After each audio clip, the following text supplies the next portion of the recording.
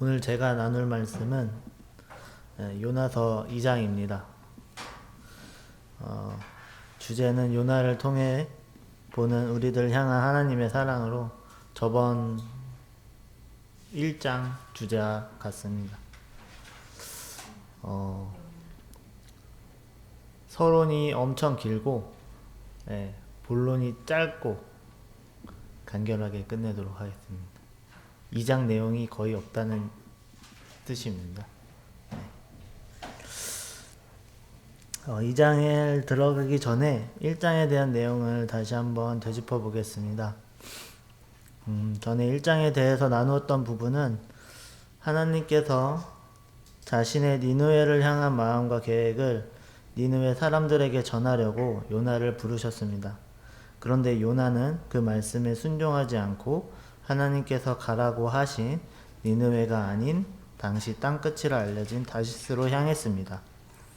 그 와중에 폭풍을 만나게 되었고 이에 대한 원인이 요나로 밝혀져 결국 요나는 바다에 빠지게 되었습니다. 그리고 요나는 하나님께서 부르신 물고기에게 삼켜지게 되었습니다. 오늘 나눌 부분은 요나는 왜 하나님을 피할 수 있을 것이라 생각했을까와 2장의 내용입니다. 그럼 요나는 어떻게 해서 그렇게 생각할 수 있을까요? 전지전능하시고 무소불위하신 하나님은 어떻게 피할 수 있을 거라고 선지자였던 요나가 생각할 수 있었을까요? 제가 생각했을 때에는 요나가 하나님의 말씀을 전했던 여로보암 2세의 모습을 보고 그럴 수 있지 않을까 하는 생각이 들었습니다.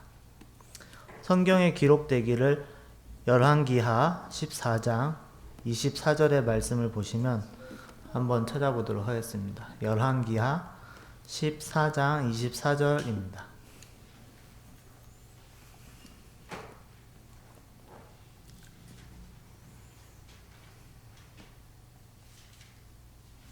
제가 읽도록 하겠습니다. 여호와 보시기에 악을 행하여 이스라엘에게 범죄하게 한 느밧의 아들 여로보암의 모든 죄에서 떠나지 아니하였더라. 여로보암 2세는 북이스라엘의 초대 왕인 여로보암의 모든 죄를 그대로 행했다고 쓰여 있습니다. 그렇다면 초대 북이스라엘의 왕인 여로보암은 무슨 죄를 지었길래 이렇게 말씀을 하셨을까요? 알아보도록 하겠습니다. 여로보암은 솔로몬이 왕이던 시절 공사장 감독으로 능력 있는 관리였습니다. 어느 날 그런 그에게 선지자 아히야가 나타나 자신의 옷을 12조각으로 찢고는 그중 10개의 조각을 여로보암에게 주며 그가 왕이 될 것이라 알려주었습니다. 열왕기상 11장 31절 찾아보도록 하겠습니다.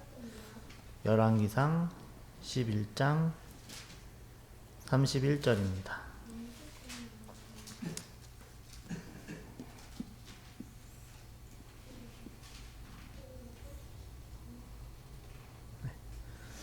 제가 읽도록 하겠습니다. 여로보암에게 이르되 너는 10조각을 가지라.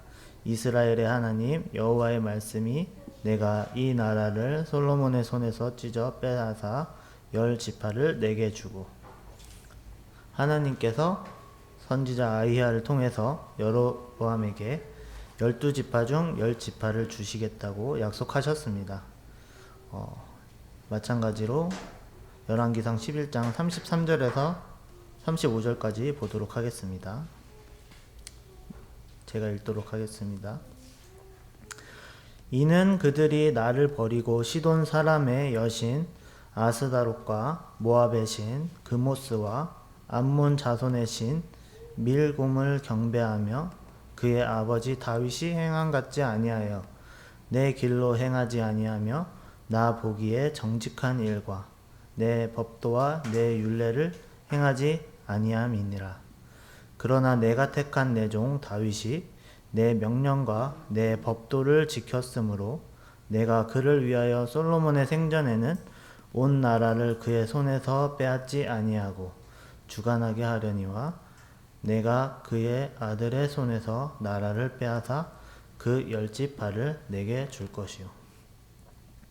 33절 말씀을 통해서 솔로몬이 하나님을 버리고 각종 우상들을 섬겼고 아버지인 다윗과 같이 행하지 아니하여 하나님의 말씀에 불순종하였기에 이 같은 여로보암을 왕으로 세워주시겠다고 말씀해 주셨고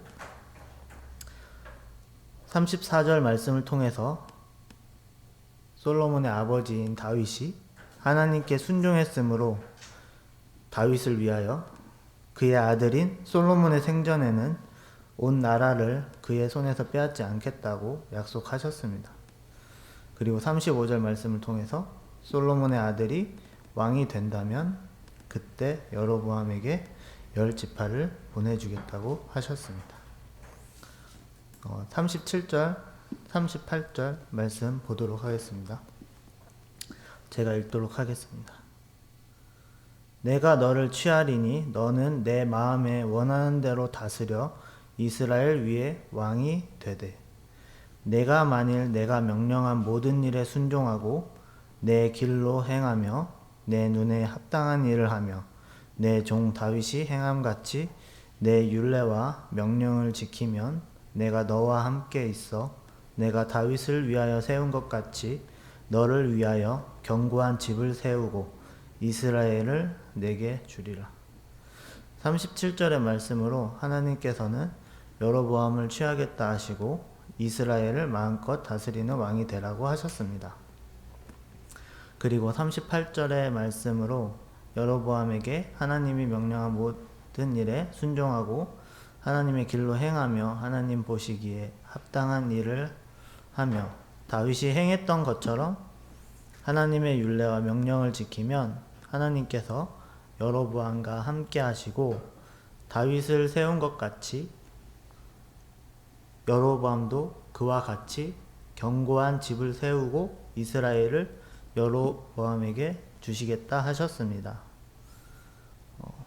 세월이 흘러서 솔로몬이 죽고 그의 아들인 르호보암이 왕이 되자 하나님께서 선지자 아히야를 통해서 하셨던 말씀처럼 여로보암이 이스라엘의 10지파를 가지고 북이스라엘의 왕이 되었습니다. 여로보암은 하나님의 약속대로 왕이 되었고 여로보암이 바라는 대로 왕국을 통치하였습니다. 도시 세겜을 건축하여 내치를 강화하고 도시 브느엘을 건축하여 국방을 튼튼히 하였습니다. 하지만 정통성이 부족했던 그는 자신의 백성들이 남유다의 예루살렘에 있는 성전으로 예배를 드리러 가는 것이 두려웠습니다. 계속 예루살렘으로 다니다 남유다의 르호보암이 저들을 회유하여 자신의 뒤통수를 치지 않을까 걱정이었습니다. 자신이 왕이 되고 북이스라엘이 안정이 되기까지 보이지 않는 하나님의 손길을 알지 못하고 자신이 지금까지 이룩한 모든 것이 하나님의 말씀의 결과라는 것조차 잊어버린 여로보암은 솔로몬과 그의 자손이 벌을 받았던 이유를 그대로 답습하여 벳엘과 단에 제단을 쌓고 그 단에 금 송아지를 세워 이것이 바로 애굽으로부터 우리를 구해준 우리의 신이다라고 하였습니다. 거기에 더 나아가 우상들의 산당을 짓고 산당은 이제 예배를 드리는 곳으로 곳곳에 많이 세웠다고 합니다. 일반 백성을 산당의 제사장으로 삼았습니다. 이 당시 제사장은 레위 지파의 사람만 될 수 있는데 그런 법도를 다 무시하고 일반 백성을 제사장으로 삼았습니다. 하나님께서 이에 여로보암을 사람을 보내어 선지자를 보내서 죄를 깨달을 수 있도록 하셨지만 여로보암은 돌이키지 아니하고 여전히 일반 백성을 제사장으로 삼고 그 밖에 자원하는 모든 이들도 제사장으로 삼았습니다.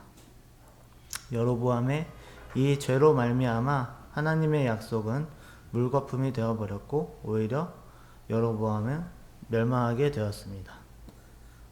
다시 처음으로 돌아가서 여로보암 2세는 이런 여로보암의 죄와 똑같은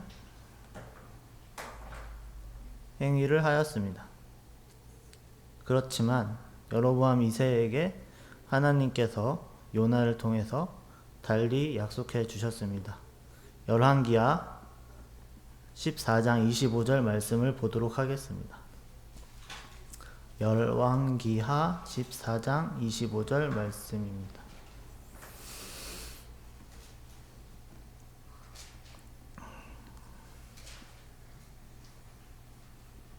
제가 읽도록 하겠습니다.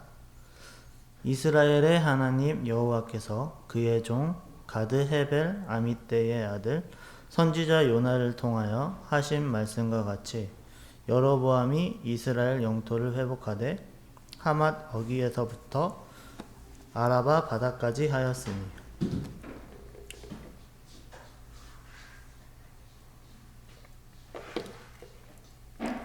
여기서 나온 하맛 어귀는 죄송합니다. 북이스라엘이 차지할 수 있는 최북단의 땅이고 아라바 바다는 최남단의 땅으로 남유다와 모압의 경계입니다. 즉 이스라엘 왕국이 세워지고 최전성기인 솔로몬 때의 영토인 하맛 어귀에서부터 남유다의 애구강까지 땅을 모두 이 여로보암 2세 시대 때 회복했다는 뜻입니다.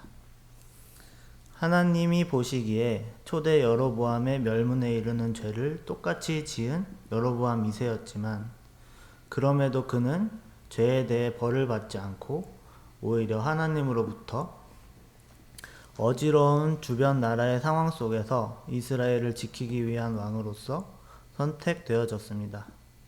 이는 여로보암 2세를 위해서가 아닌 이스라엘 민족들을 긍휼히 여기시는 하나님의 사랑의 결과였습니다. 열왕기하 14장 26절 27절 말씀을 함께 보도록 하겠습니다. 열왕기하 14장 26절 27절 말씀입니다. 제가 읽도록 하겠습니다.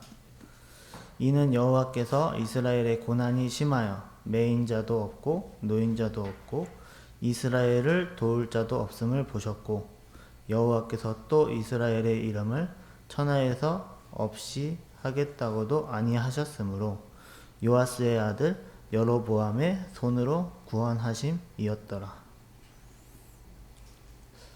제가 생각한 요나는 사람은 하나님이 명령한 모든 일에 순종하고 하나님의 길로 행하며 하나님 보시기에 합당한 일을 하며 다윗이 행했던 것처럼 하나님의 율례와 명령을 지켜야지만 평안한 삶을 살고 그렇지 않다면 하나님의 징계를 받아서 극심한 고통을 당하며 멸망당해야 한다고 생각했을 것 같습니다.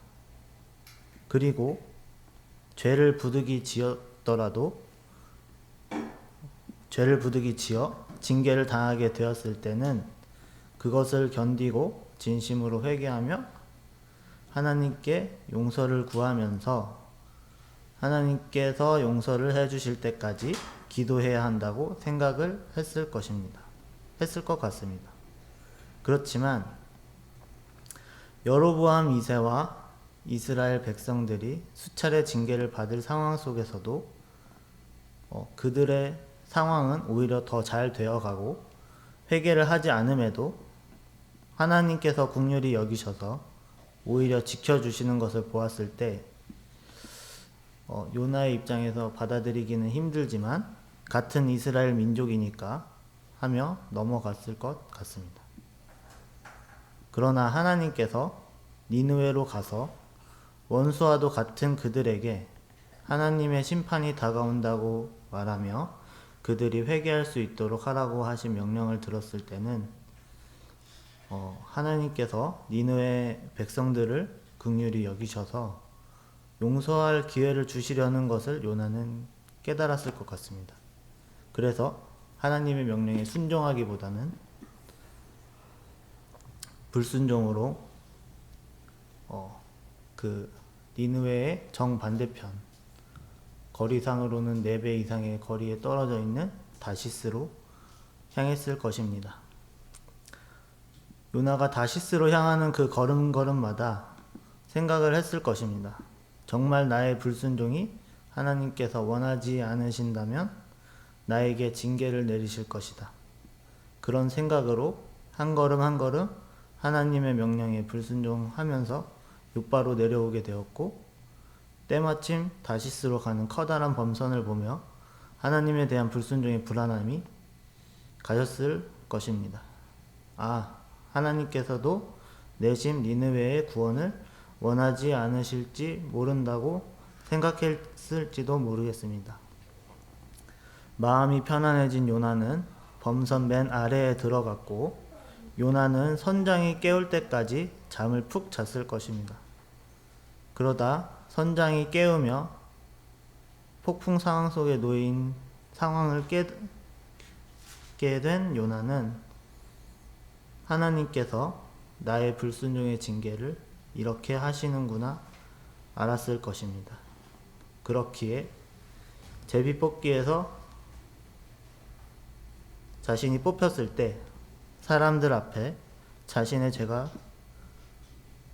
무엇인지 요나는 드러내었고, 그 자리에서 회개하였습니다. 그리고 자신이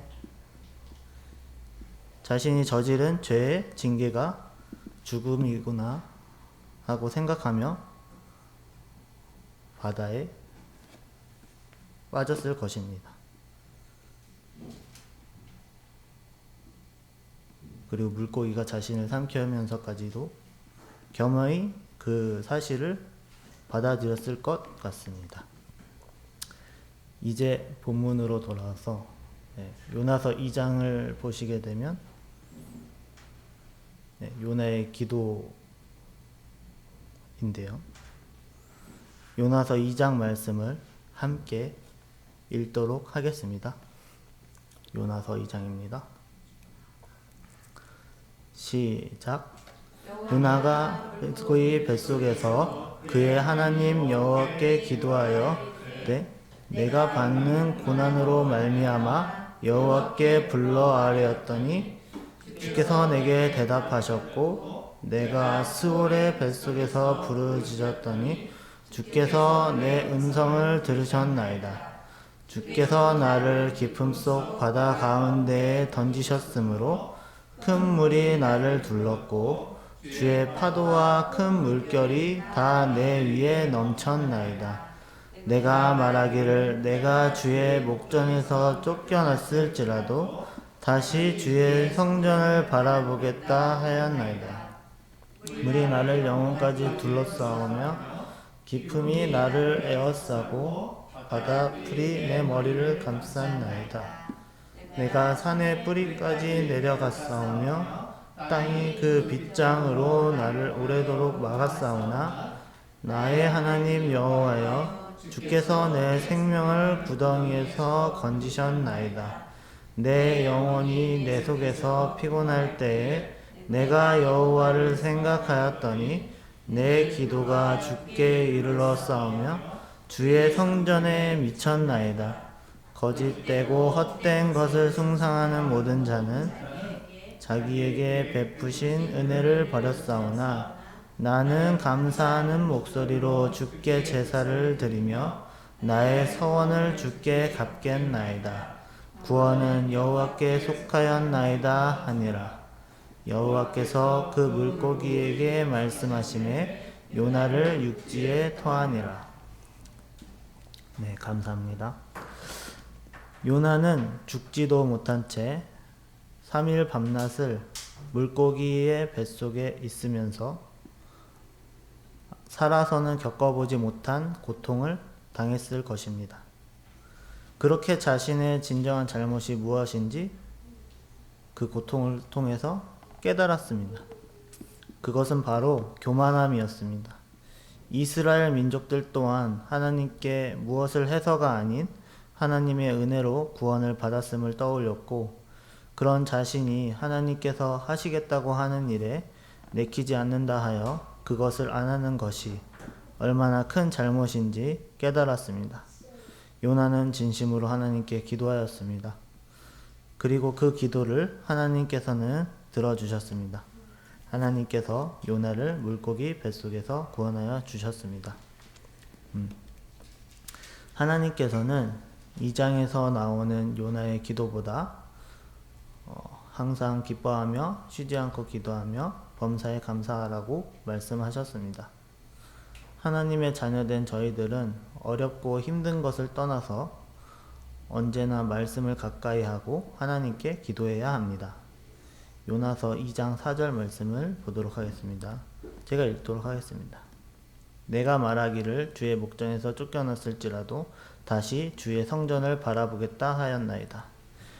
여기서 나온 다시라는 말처럼 우리가 혹 처음과 달리 잘못된 방향으로 갔을지라도 저희들은 좌절하지 말고 다시 처음으로 돌아가 새 출발을 해야 합니다. 이것이 회개입니다. 회개는 처음 한 번으로 끝이 나는 것이 아닙니다. 잘못된 방향으로 가고 있다는 것을 깨달았다면 회개하고 다시 방향을 바꾸어야 합니다. 오늘 우리의 신앙생활 속에서 회개해야 할 것은 무엇인지, 돌이켜야 할 것은 무엇인지 살펴서 주님의 사랑과 은혜를 받은 자로서 기도에 있어서, 말씀에 있어서, 전도에 있어서, 봉사 헌신 등으로 더욱 주님께 나아가는 저와 성도님들이 되기를 바라며 말씀을 마치도록 하겠습니다.